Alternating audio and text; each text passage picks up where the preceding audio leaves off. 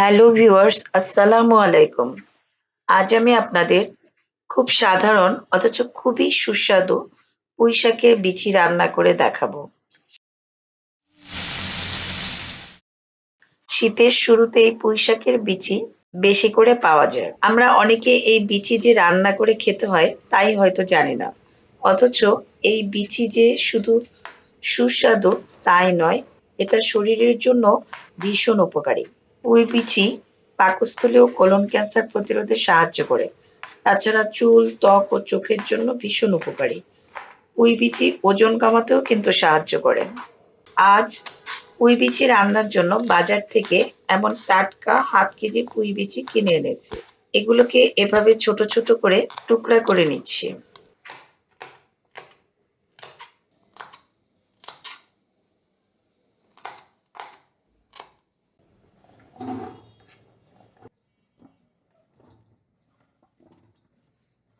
পুঁই বিচির সাথে দুটো নতুন আলু ব্যবহার করব। সেজন্য আলু ছিলে এভাবে কেটে নিচ্ছি।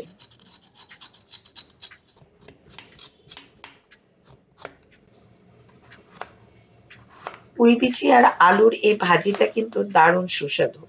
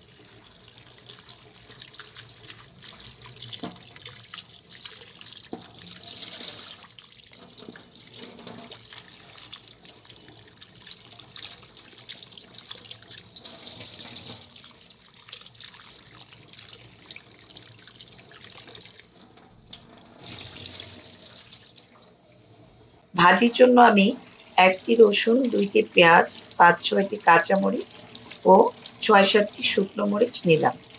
রসুন, পেঁয়াজ, কাঁচামরিচ ধুয়ে নিলাম।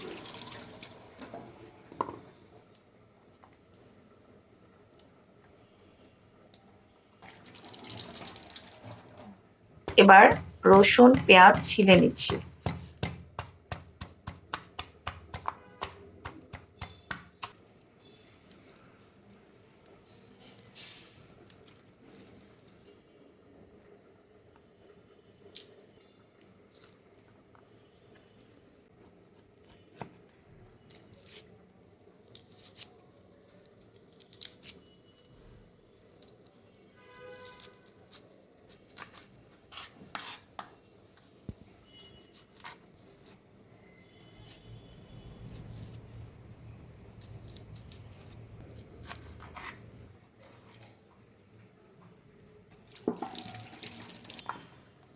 রসুনটা থেতো করে নিচ্ছি।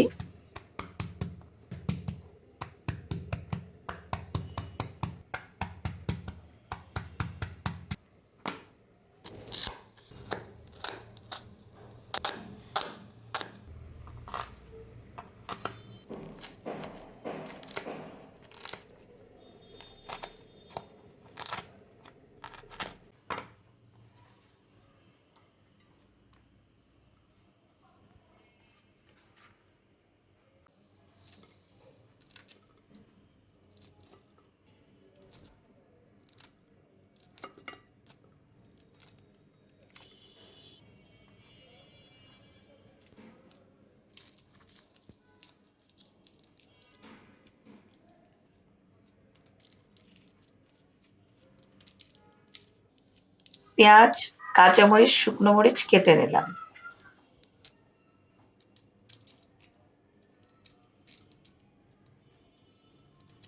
এখন একটি কড়াই নিয়ে চুলায় বসিয়ে দিলাম। কড়াই গরম করে তাতে 6-7 টেবিল চামচ তেল দিয়ে দিলাম। তেলটা গরম হলে তার মধ্যে শুকনো মরিচ ছেড়ে দিচ্ছি।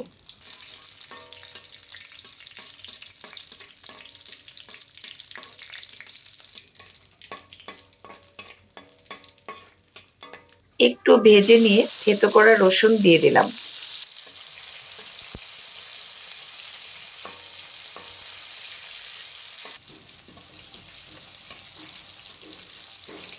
রসুনটা একটু ভাজার পরে রসুন ও শুকনো মরিচের একটি সুন্দর ফ্লেভার ছড়ালে পেঁয়াজ কুচি দিয়ে দিলাম।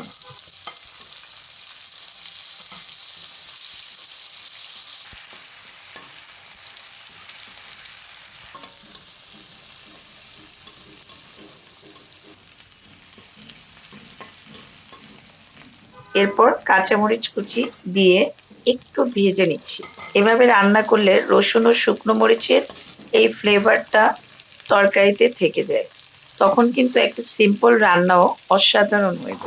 যাই হোক, রসুন, পেঁয়াজ, মরিচ একটু ভেজে আমি পুঁই বিচি ও আলু দিয়ে দিলাম।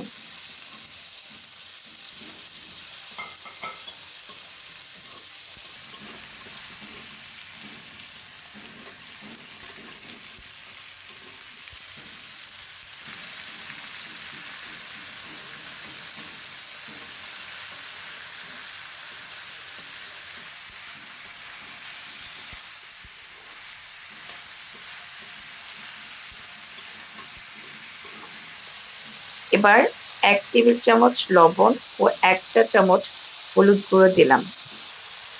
এখন ভালো করে ১.৫ থেকে ২ মিনিট মিক্স করে নিলাম।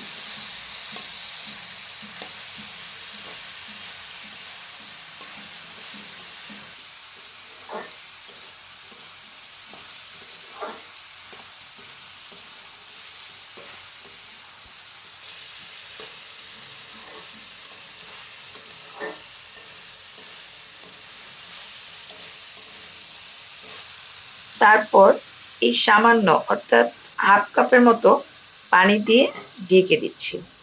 আঁচটা মাঝারির চেয়ে একটুখানি কমিয়ে রাখলাম।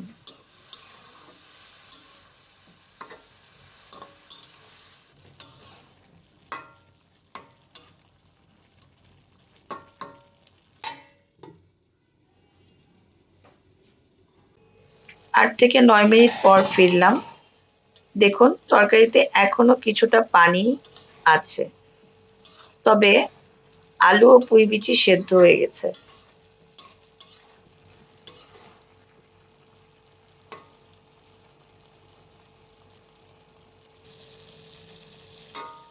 আমি এই তরকারিটা একটু শুকনো করে রান্না করব, সেজন্য আরেকবার ঢাকনা দিয়ে দিলাম।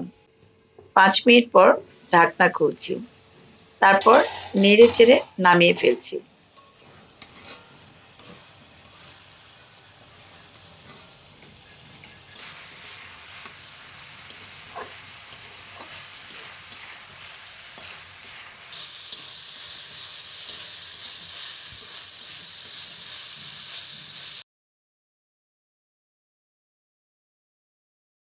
এই রান্নাটি সাদা ভাত কিংবা রুটির সাথে চমৎকার খেতে লাগে।